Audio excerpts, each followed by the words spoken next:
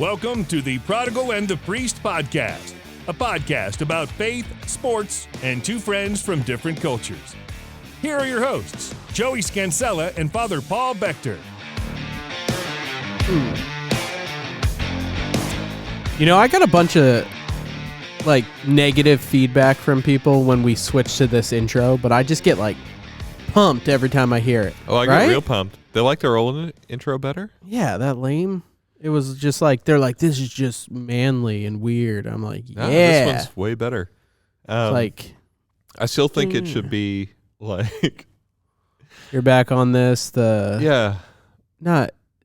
all I can think of is bar mitzvah. Yeah, like Israeli folk music kind of stuff. We need to play it. Klezmer. We need a drop Klezmer of music. the klezmer music. It's amazing. It's so that we can Fiddler on the Roof music. Yeah, that would be interesting. I love it. I think that would be fantastic if it's just got some accordion and things going on, and then it's I don't know. welcome to Prodigal and the Priest. But it'd have to be hey, welcome to Prodigal and the Priest. Yeah, no, it'd be totally different. You'd have to, different vibe. I think it would eliminate any credibility we have with our listeners, maybe. We do have a lot to lose. Millions. Yeah. So welcome, Joey Scansella, Father Paul Bechter here for Prodigal and the Priest and me, a.k.a. our question edition of the podcast. And so welcome back to the reception room here at St. Anne's Parish, where we have, it's working out good. We got nice. we got the TV, we got a little setup Great here. acoustics. So. Yeah, sure. Do acoustics make a difference on a podcast? Yeah. You literally asked this last time, and I said, yes. Okay. You're not the AV guy. Yes. I already forgot the answer. There you go. Okay. Got some questions. Let's jump into it. All right. You ready? Let's start off with a fun one. Since we've got an Italian American, I take it, and a person who's lived in Italy, that's you, I'd like to know each of your opinions on the best pizza in the Metroplex. Whoa. What do you got? You know, the best pizza I've had in the Metroplex has actually been homemade from some of our parishioners who have a brick pizza oven. And they get the pizza dough from some restaurant that I haven't been to, but I imagine that place would also have good pizza. I can't say that I've been blown away by the pizza I've had in the Metroplex. I can't think of a place that's a cut above. Now, you've been all over the United States, right? Or mostly just Europe. Mostly traveled. Europe. Much more Europe than the United States. I mean, have you been to New York? To Chicago. I've been to New York and I had some pizza there. Solid. Yeah, great. No, I had pizza in Brooklyn. It was fantastic. I guess that's what I'm trying to compare to, you know? Yeah.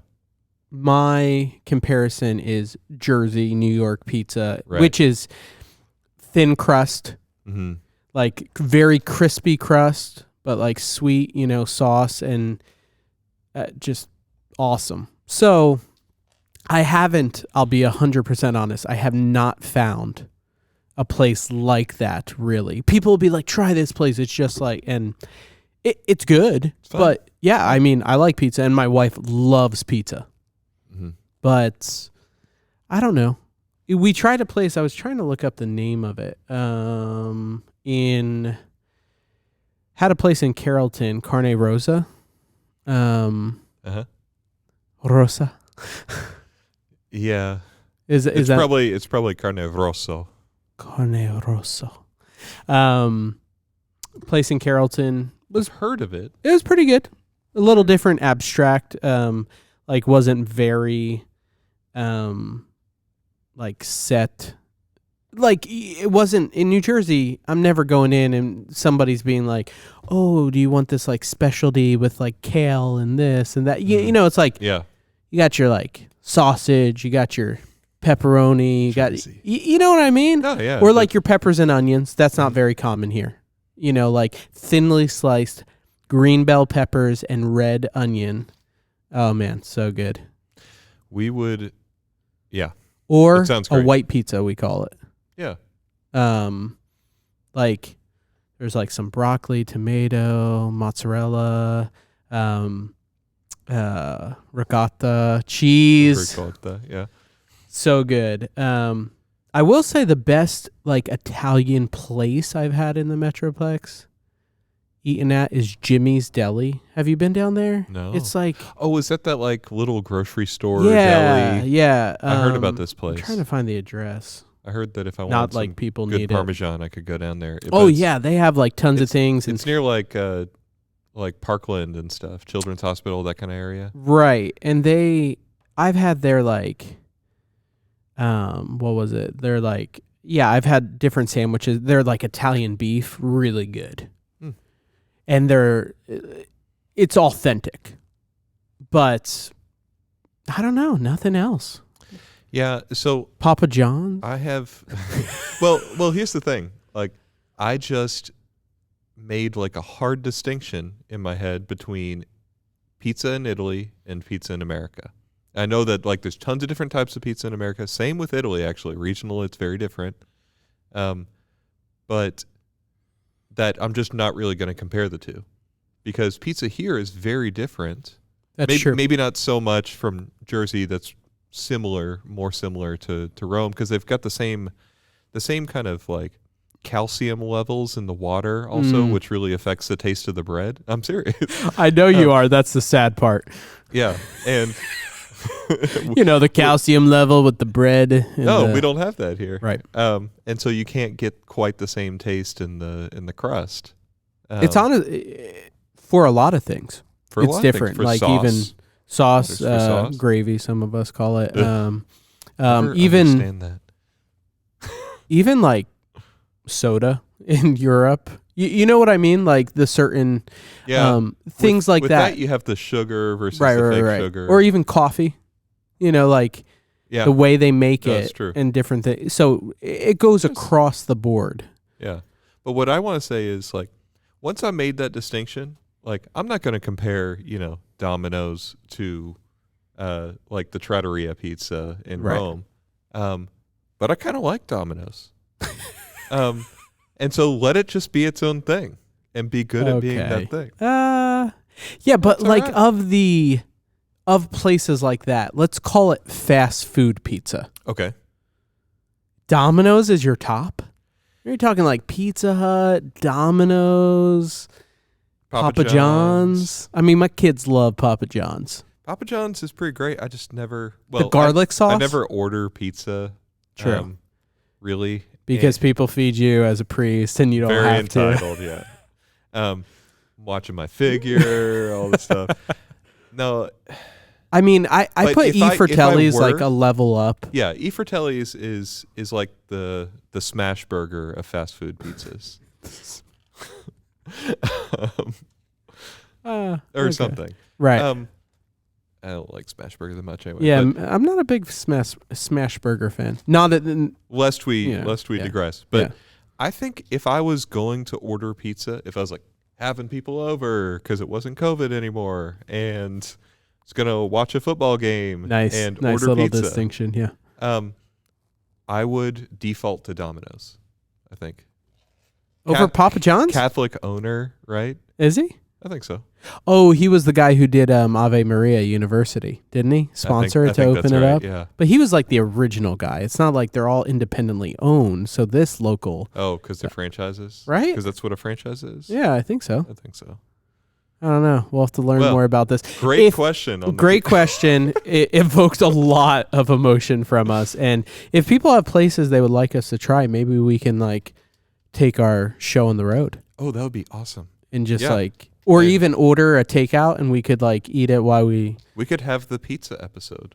Yeah. Or episodes. It could be an ongoing series because, how could you cover all that ground in just one episode? Right. Absolutely. All right.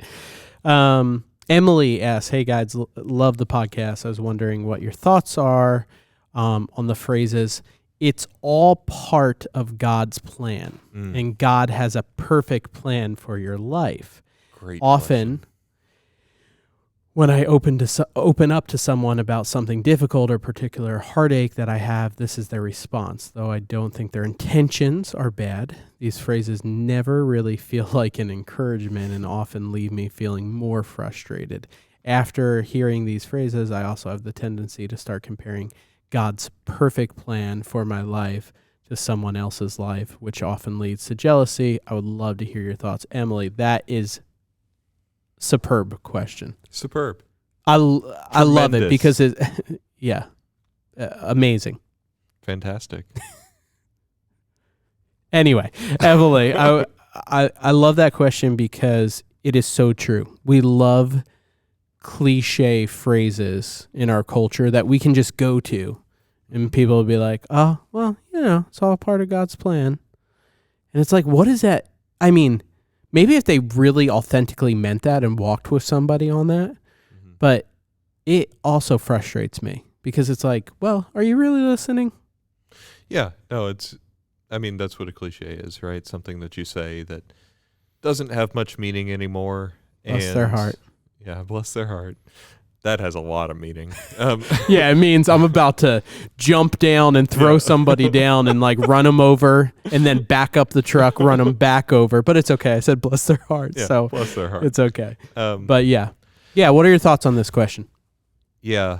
No, the whole sort of like, what is God's plan for me thing? It's something that is extremely common. Everybody wants to know, right? But what I find is that we forget, like, we'll discuss all that in a minute, but we forget that whatever that means, that applies also to like the very present moment. And so when people are like, sometimes they'll be like, I just don't know God's plan for me. With the implied, and I won't be happy until I do. And that's sort of focusing on the future to the exclusion of the present. Right. And being like, God's will for me is right now where I am. And he is present and he is offering sufficient grace for my growth in holiness right at this moment. Mm-hmm. I don't like the language of God's plan because it makes it sound like it's something you have to figure out and walk that exact path. Otherwise, you're doing it wrong. Right. And I don't think that's how it is at all. Like, his plan for me is that I become a saint. Right. Basically, that's it. And with my own sort of failures and cooperations with his grace, like, he's never going to be thwarted in that. I can never run so far away that he can't find me. But, like, I don't know. Yeah, well, when he closes a door, he opens a window. Yeah. It's like all of those. Those are encouraging kind of cliche phrases, but I really don't find them helpful. Right, and I think because it makes it sound like, God did make your family get sick, or God did, like, make this happen. Right. And he's got some reason for it. It's like, no, God doesn't create evil. Right. Like, and in his permissive will, bad things can happen, and he can work with that.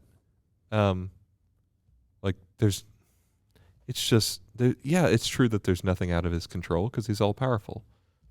But within his plan, which includes our freedom, like, there's all sorts of stuff that happens that's just bad, and we can call it bad.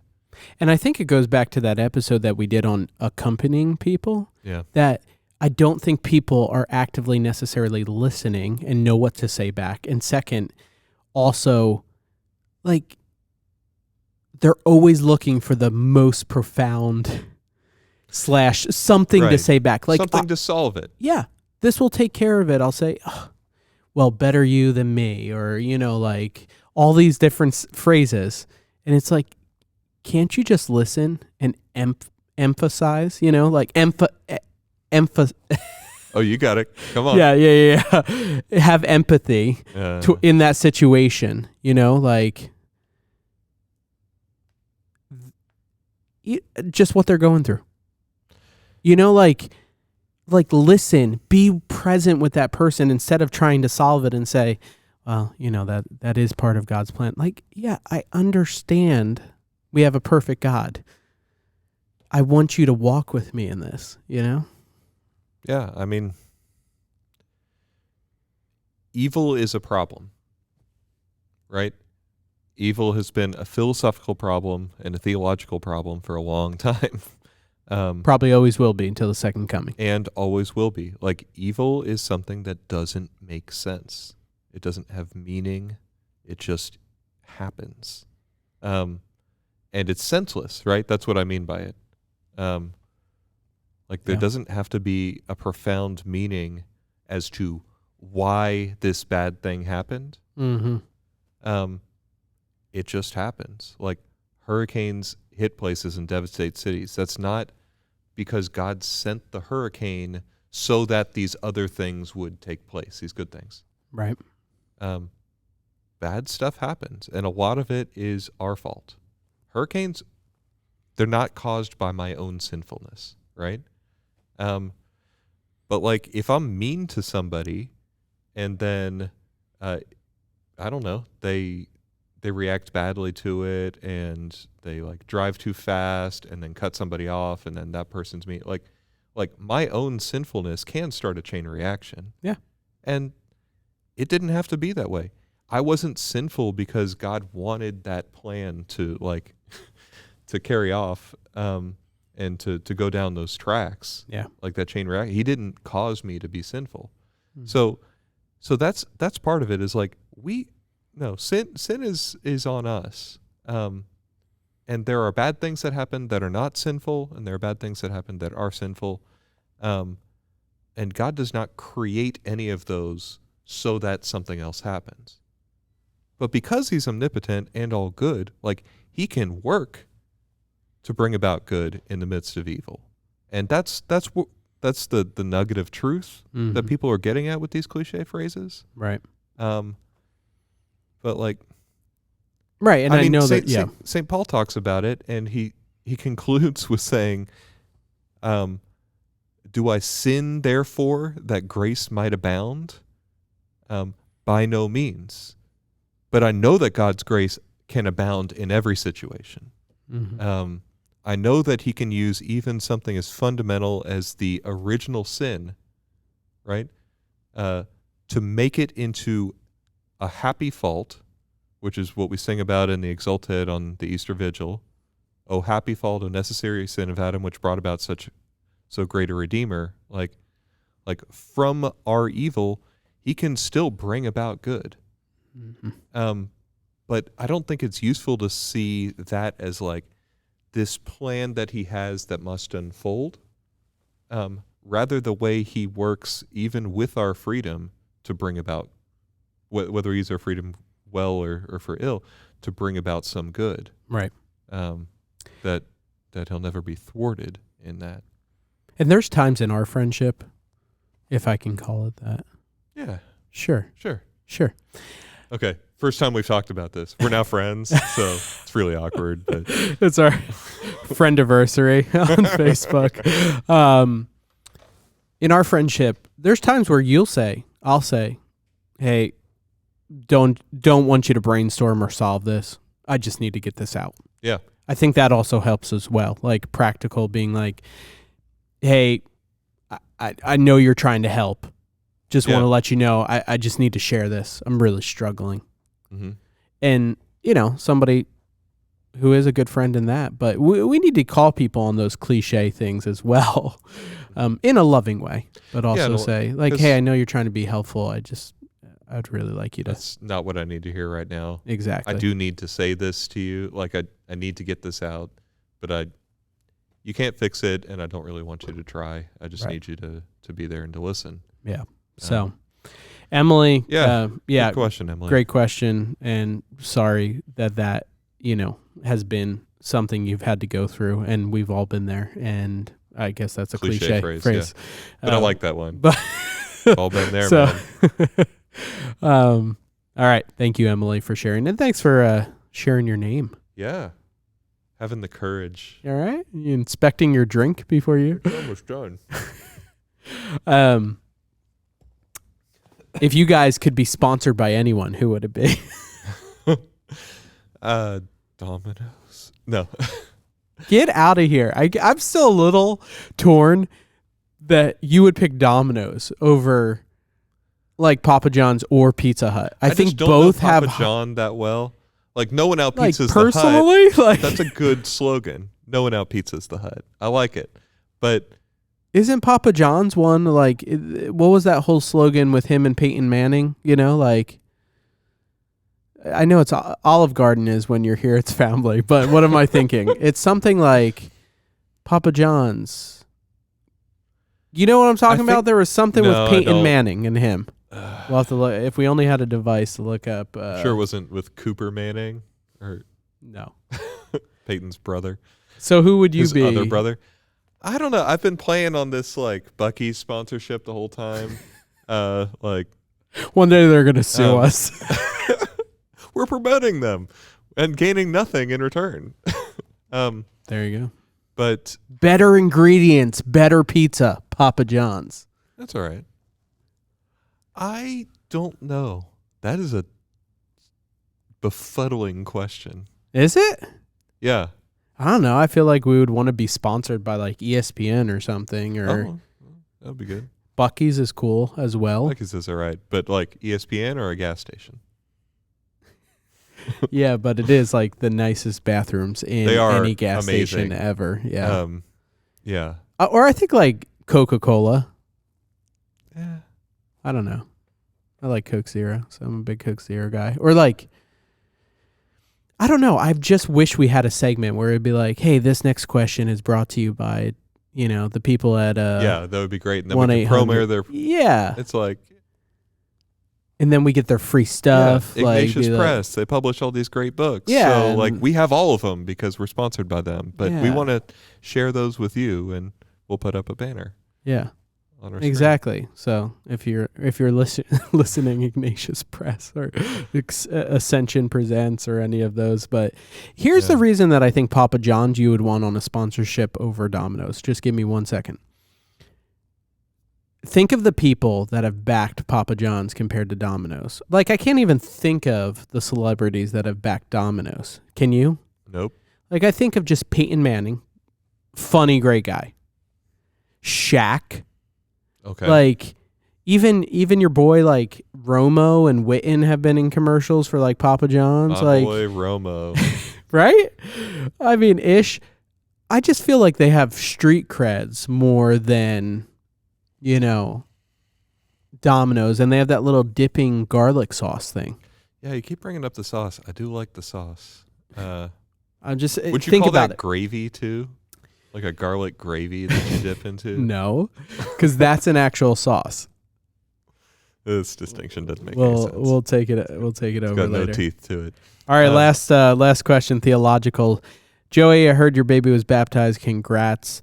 I am wondering, though, your guys' thoughts on infant baptism. I know this is a tradition in the Catholic Church. I am still a little torn on it because I do wish somebody had the choice to actually say, this is what I choose, and I think we would have less nominal Catholics. I can understand that. I can understand somebody saying that. I can understand it. But if we go back to the point of baptism, right, to remove original sin, why would we keep somebody from that? Wouldn't we want to do it as soon as possible? Yeah. So the scriptural basis for infant baptism comes from Acts of the Apostles, where they'll talk about like they were baptized along with their whole household, and there's at least a real possibility just from that of that including children below the age of reason.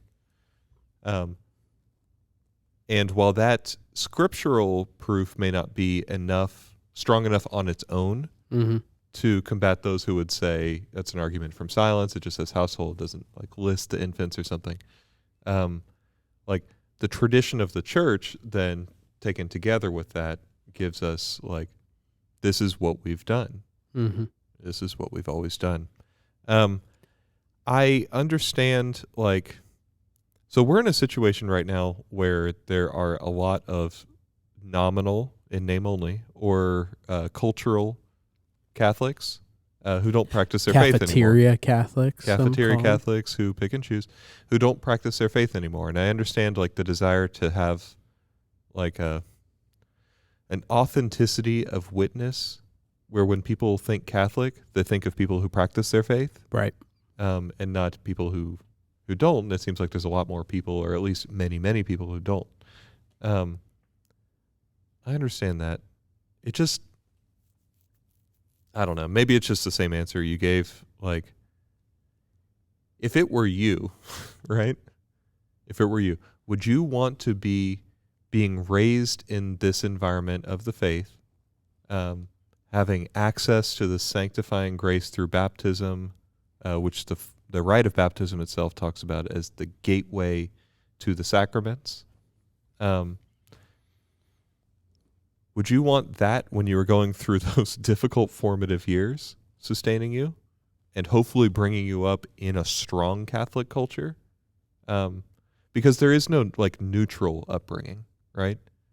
And I think that can lie behind some people who would say like, I'm not going to bring my child up in any religion. I'm going to let them choose for themselves later. But by then they've been formed in a very secular mindset that's like an appropriate default. And then you get to add on religion later, where we believe that like the truths of the Catholic faith are necessary truths, that like some of them are accessible outside of the Catholic faith just by reason alone, and other ones only come through revelation. Why would we deprive anyone of that? And don't you think it's a little bit, maybe I'm off base on this, you'll tell me.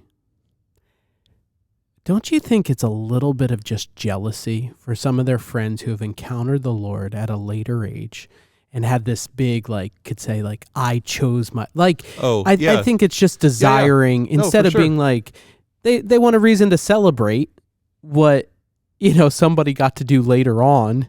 Instead, like, well, I wasn't there. I wasn't able to, like, celebrate it in the moment, even though this is something I live and I choose. And it's like, I've been faithful my entire life. I never had this big transformative moment. Yeah, like the older brother. This is like literally the prodigal son. Luke 15. Yeah. Wow, nice. Wait, are you surprised that I brought up like an insightful comment? That was literally your reaction. It was like, such disdain. Nice. Didn't expect that from you. Yeah. Thought I was supposed to be the Bible guy here. And, yeah. Sorry, that whole nice thing just got me totally sidetracked. Like, no, but I was saying, I think they want to almost be like publicly affirm that it's like, but I'm living this out. I'm choosing this. I'm living out my baptism. This, and this person got to celebrate it in a huge way. And yeah. So there's that, but like, it's always dangerous in the spiritual life to compare yourself to another. Yep. First of all, like, we put off an exterior that appears a lot more put together than our interior is, and that's true of everybody. It was true in seminary. You would be looking around at these other seminarians being like, that guy's got it all together. Man, I wish I had like the piety or the ability to just kneel for that long in prayer or something. But like, I've got, these family knees that just can't handle it. And like, you start comparing, and then, I don't know, as a priest, you really see it, because we hear so many confessions. It's like, nobody has it put together. Yeah. I don't. No one else does. It doesn't matter what they look like on the outside, or even how they describe their prayer. Like, sometimes people use very emotive words when they're talking about the consolation they receive in prayer, or when they receive communion or something like that. It's not about the emotion, even though I understand that we want it to be, because good emotion feels good. We want that consolation, but that's not a lasting thing. The zeal of the convert is a very true thing, right? But the convert's got the past that he's gonna have to deal with for the rest of his life, and the zeal didn't last forever, right? And like, I think y'all know about my sort of reversion story. I was raised in the faith, but I didn't really practice my faith very strongly through high school. and drifted away and stopped going to mass even, and had a very strong, I call it a conversion because it's easier to say that than reversion, but had a strong experience of conversion in college and came back. But like, I have to deal with my past, that I was as wayward as I was. And I would prefer, if I'm just going to do the grass is greener and compare thing, I would prefer that I had been faithful my entire life and was like who's better than Saint Therese, who never committed a mortal sin according to her confessor in her entire life, who just and she would regard herself as the most sinful and imperfect and little and all this stuff, but that's just the humility of sainthood, being able to see our small imperfections as clearly as she does. Yeah. But anyway, the point is, like, it's, I don't know. I understand it's a good question. I don't want to act like I'm dismissing the question in any way, but just like it's better to have all of the grace, all of the means of grace, all of the structures of grace, the support of the Christian community around you from the very beginning.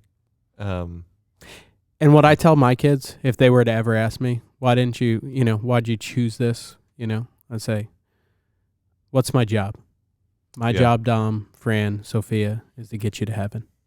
And when I'm presented with the choice to say, hey, this can remove original sin and give you sanctifying grace, as a parent, I would find it like delinquent of myself to not give that to my child if I want to give them, like eternity in heaven. So, but on that, you brought up one thing. I know we're a little over, but I just like this distinction because people will bring up, they'll be like, well, but Jesus was older when he was baptized, because I have heard that brought up at this point of like infancy baptism and, well, Jesus, but could you just bring up, I believe we did it possibly in another episode, but we're not talking about the same type of baptism that is happening with an infant as we are with Jesus, because it was not removing original sin, So, Jesus descended into the waters exactly to make them holy so that those waters can now be the instrument of communicating God's grace to make us holy.